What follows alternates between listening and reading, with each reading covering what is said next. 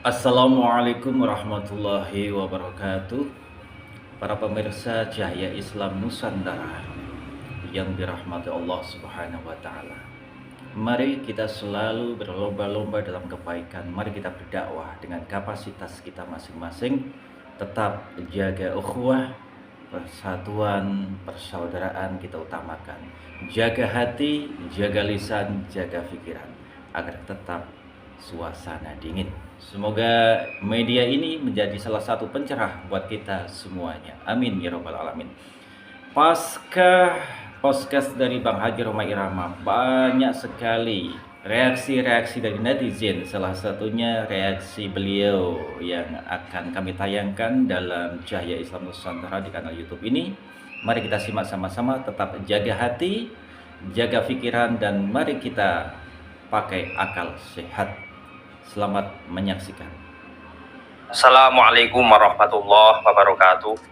Saudaraku sekalian, beberapa hari yang lalu Bung Roma Irama mendatangkan seorang ahli filolog atau ahli di dalam ilmu filologi, yaitu Profesor Dr. Manahim Ali. Nah, di dalam bincang-bincang itu ternyata memunculkan kesimpulan yang sama dengan Kiai Imad berkaitan dengan gugurnya nasab Ba'alawi dilihat dari sisi ilmu filologi, dan akhirnya menuai pro dan kontra.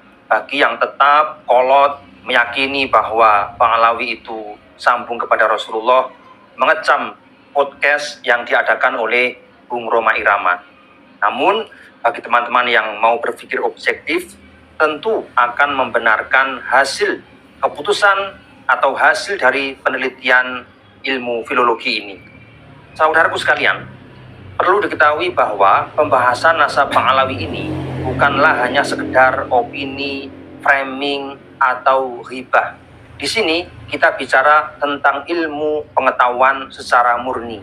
Jika ada teman-teman Ba'alawi yang mengatakan bahwa penelitian ini hanya bagian dari gerombolan yang benci dengan kaum habaib atau penyebar isu hoaks, itu adalah salah besar, dan itu bagian dari fitnah. Gerakan menguak kebenaran adalah bagian dari aktivitas suci, yang mana di dalamnya memiliki nilai jihad atau berperang di dalam jalan kebenaran, walaupun terkadang terasa pahit atau terasa sakit.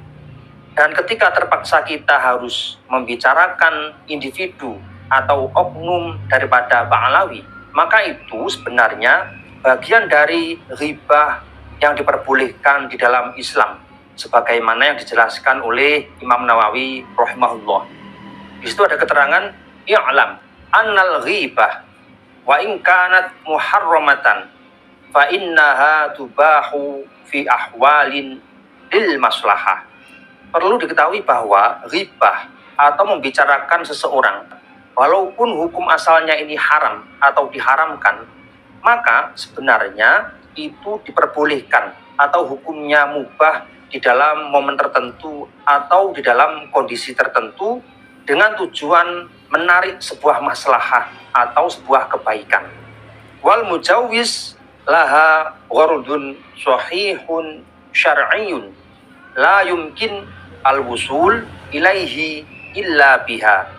Sedangkan yang membolehkan untuk melakukan ghibah, yaitu ada tujuan yang benar secara syar'i, yang tidak mungkin menyelesaikan sesuatu tanpa ghibah tersebut. Artinya ghibah ini memang pada saat itu dibutuhkan, maka ini diperbolehkan secara syar'i dengan tujuan yang benar, dengan tujuan yang baik.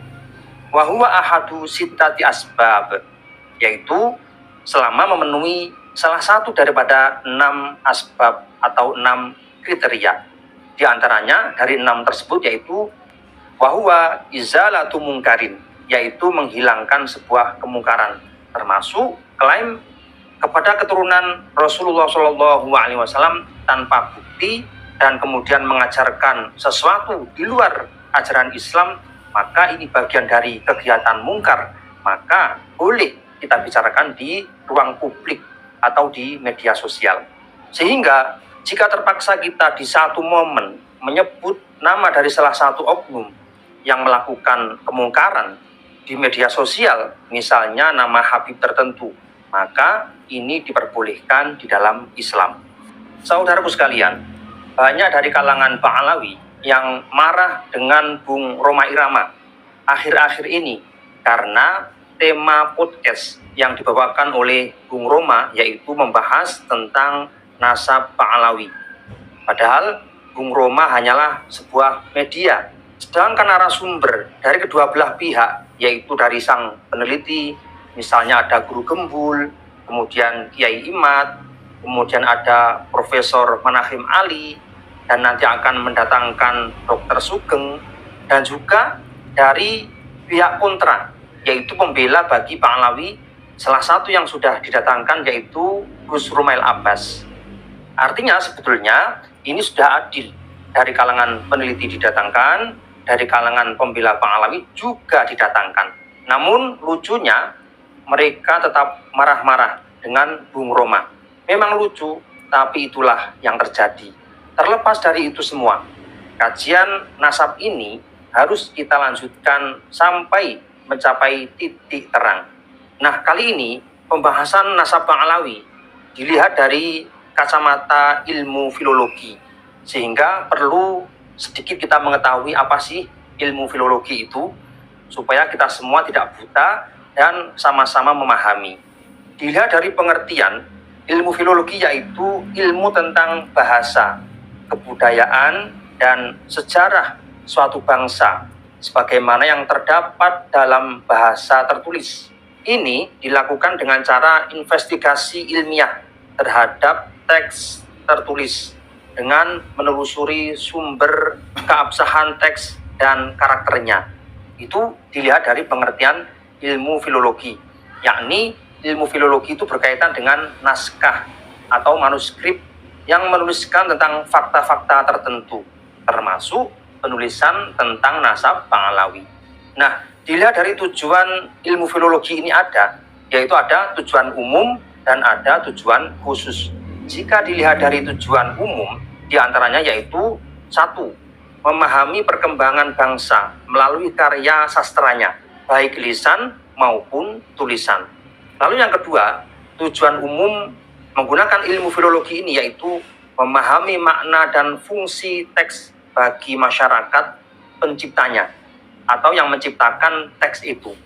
Sedangkan yang ketiga, tujuan umum ilmu filologi ini yaitu mengungkapkan nilai budaya lama sebagai alternatif pengembangan kebudayaan. Lalu ada tujuan khusus daripada ilmu filologi ini, yaitu pertama, menyunting sebuah teks yang dipandang dengan teks aslinya.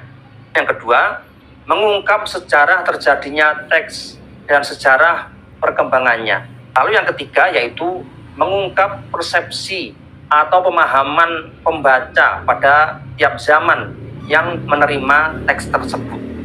Ini dilihat dari tujuan khusus ilmu filologi. Nah, mengenai teknis cara kerja ilmu filologi, yang pertama ada yang namanya inventarisasi naskah, yaitu semua naskah didaftar di berbagai perpustakaan atau museum yang biasa ditempati.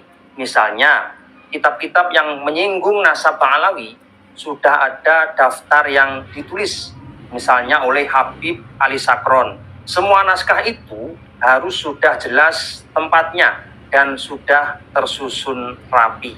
Lalu yang kedua ada yang namanya deskripsi naskah, yaitu setelah setiap naskah sudah tersedia, maka baru membuat uraian tiap-tiap naskah secara terperinci.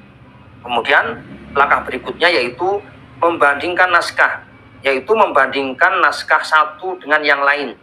Dan ini butuh ketekunan, juga memakan banyak waktu atau membutuhkan waktu yang panjang. Misalnya, jangan-jangan ada perbedaan kata atau kalimat pada saat menyalin. Ini perlu melakukan langkah yang namanya perbandingan naskah. Lalu yang ketiga ada yang namanya dasar-dasar penentuan naskah yang akan ditranslate atau yang akan diterjemah jika naskah tersebut berbeda dengan bahasa sang peneliti. Kemudian berikutnya yaitu membuat singkatan naskah secara terperinci. Ini dilakukan dengan tujuan untuk mempermudah pengenalan isi naskah. Lalu baru dilakukan yang namanya translate atau penerjemahan naskah. Ini dilakukan dengan tujuan supaya tidak ada salah tafsir dan mudah untuk difahami oleh siapapun. Nah, setelah kita mengetahui teori ilmu filologi sebagaimana yang telah dipaparkan oleh Profesor Dr. Manahim Ali, yang mana beliau ini memang pakar di dalam ilmu filologi, maka beliau disebut dengan filolog atau seorang yang ahli di dalam ilmu filologi. Berkaitan dengan penentuan nasab Ba'alawi dilihat dari ilmu filologi, kira-kira seperti apa? Yang mana nasab Ba'alawi ini bermuara pada Ubaidillah. Apakah kira-kira ada ketersambungan antara naskah sebelumnya, kemudian naskah saat ini, atau naskah setelah ini? Saudaraku sekalian, jika ditinjau dari ilmu filologi, sebagaimana yang dijelaskan oleh Profesor Dr. Manahim Ali, jawabannya adalah zong atau kosong. Artinya, Ubaidillah yang diklaim sebagai datuk bagi Bani Alawi ternyata bukanlah tokoh historis atau tokoh yang nyata, melainkan hanya tokoh fiktif, tokoh yang tidak ada. Mengingat tidak adanya naskah pembanding baik internal dari kalangan Ba'alawi sendiri maupun eksternal dari ulama-ulama yang lain atau sejarawan yang lain. Nah, ini penghitungannya dari ketiadaan manuskrip atau tulisan mulai abad ke-4, ke-5, ke-6, ke-7, dan ke-8 Hijriah. Sama sekali tidak menyinggung Ubaidillah atau tidak ditemukannya yang namanya Ubaidillah. Dan ini bisa dibuktikan melalui data internal, yaitu catatan dari kalangan Ba'alawi sendiri, ataupun data eksternal, yaitu data yang ditulis atau yang diabadikan oleh kalangan di luar Ba'alawi sendiri. Sedangkan data internal baru muncul di abad ke-9 Hijriah yang ditulis oleh Habib Ali Sakron. Dan juga tidak ada pendukung dari data eksternal. Maksudnya, ketika zaman terlampau jauh, mulai klaim Ubaidillah sampai Habib Ali Sakron, ini tidak ada data eksternal yang mendukung tentang kebenaran adanya nasab itu. Oleh karena itu, dari sudut pandang filologi, nasab Ba'alawi dipastikan putus, artinya tidak ada. Saudaraku sekalian, melihat hasil penelitian ilmu nasab yang dilakukan oleh Kiai Imad dan teman-teman, dan juga hasil penelitian ilmu filologi yang dilakukan oleh Profesor Dr. Manahim Ali, memiliki korelasi atau hubungan yang sangat kuat, yang sangat erat, yaitu keterputusan nasab Bani Alawi. Dan secara otomatis hasilnya sama, bahwa dari sisi kajian ilmu nasab dan dari sisi ilmu filologi ditambah hasil tes DNA menetapkan bahwa Ba'alawi bukanlah bagian dari keturunan Rasulullah Shallallahu Alaihi Wasallam. Nah, ketika kita sudah tahu fakta seperti ini, bolehkah kita tetap berhusnudzon, tetap berbaik sangka bahwa Ba'alawi itu bagian dari dzurriyyah Rasulullah? Tentu jawabannya tidak boleh, bahkan haram berhusnudzon dengan sesuatu yang sudah pasti salah. Ini sama halnya kita berhusnudzon atau berbaik sangka dengan tai yang memiliki warna kuning seolah-olah emas lalu diyakini sebagai emas, padahal datanya, faktanya tidak seperti itu. Maka ini disebut dengan mukhalifun lil waqi', yaitu menyalahi kenyataan yang ada. Dan jika dipaksakan, maka akan masuk pada kategori jahil murakkab atau kebodohan yang kuadrat. Apa sih jahil murakkab itu? Yaitu al-i'tiqad al-jazim bima la yattafiq ma'al haqiqah, yaitu sebuah keyakinan yang mantap, keyakinan yang tidak tergoyahkan dengan sesuatu yang tidak sesuai dengan hakikat atau kebenaran. Atau dalam kata lain, iddi'a'ul mar'i bima'rifati syai' wa huwa yajhal annahu yajhaluhu, yaitu jahil murokab juga bisa dikatakan pengakuan atau klaim seseorang terhadap pengetahuan tentang sesuatu, padahal dia tidak tahu bahwa dia itu bodoh atau tidak mengetahui sesuatu tersebut. Maka model seperti ini disebut dengan jahil murokab atau bodoh kuadrat. Na'udzubillah, semoga kita dijauhkan dari pemahaman yang salah tentang suatu hal. Wallahu a'lam bishawab. Assalamualaikum warahmatullahi wabarakatuh. Waalaikumsalam warahmatullahi wabarakatuh. Demikian reaksi dari masyarakat, salah satu masyarakat pasca podcast Bang Haji Roma Irama yang masih mengupas, menggali info-info kaitannya polemik nasabah alawi. Tetap kita jaga ukhuwah. Mari kita tetap saling menghormati pendapat orang lain. Semua boleh berpendapat, semua boleh berasumsi, tapi tetap jaga etika. Kaum muslimin muslimat rahimakumullah.